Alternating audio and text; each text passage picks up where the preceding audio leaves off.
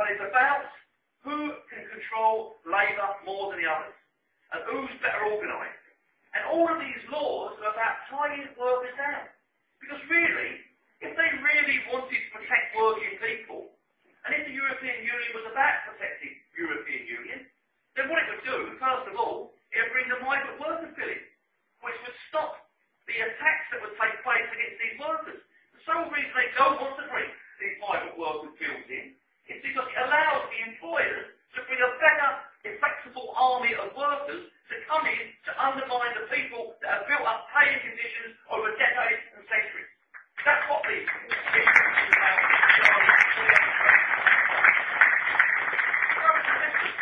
The issue is pretty simple, as I see it, is that what we basically want at the end of the day is just workers to decide on their own destiny. But the issue is this. These laws that come through the European Court judgments are now turning the clock back 100 years on what workers have achieved. Whether it be the workers posted agreement, whether it be Laval, whether it be Rousset, whether it be Luxembourg, all of them are in favour of working people. Because yes, you can add an agreement now with your employer which will be negotiated with your trade union.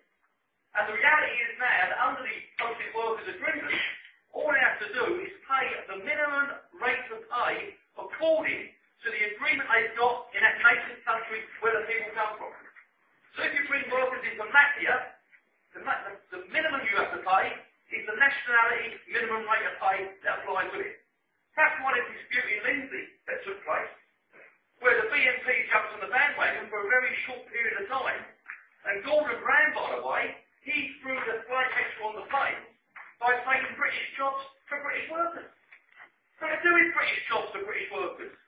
We argue jobs for workers, full stop. It's immaterial what nationality they are.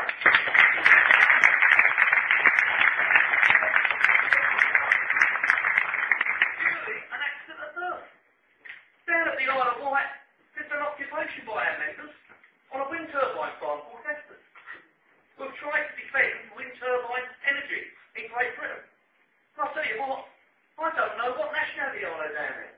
I couldn't care less whether they're Spanish, Irish, Chinese, Taiwan. I've got more in common with a Chinese labourer than I have with a City of London back stockbroker. That's the reality out there. What we really want is a workers' Europe and a workers' world. One where we either have a race to the bottom, and if someone's working on a ship for a bowl of rice a day, you either get that person off a bowl of rice and get them onto the rate of pay and conditions that the ICE workers are on, or the employers are going to throw you into the ground and make you work for a bowl of rice as well. That's the kind of wealth that I want, where we either organise people throughout the wealth, or we allow the employers to come in and crush us into the dust. And therefore, brothers and sisters, that's the difference for those people that accuse us of being anti-European. Yes, I'm anti-European establishment. And I'll tell you what, the likes of the BNP and the likes of fascists have no place where we stand on a platform. I'll tell you the platform that we had in London. We had black workers, we had Asian workers, we had Irish workers, we had Polish workers on our list standard candidates. We had women. We had gays and lesbians.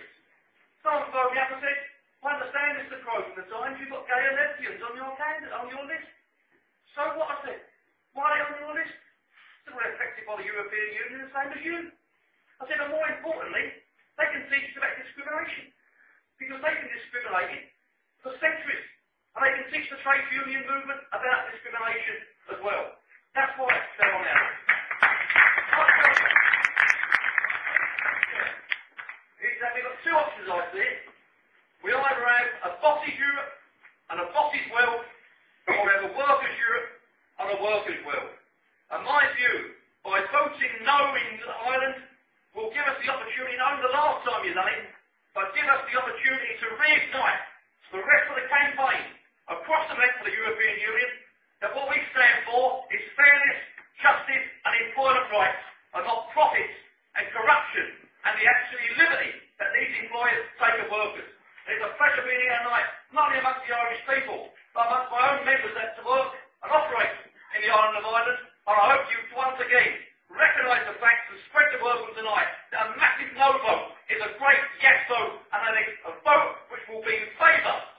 working class people forward against the employers that will attack us on a day-to-day basis.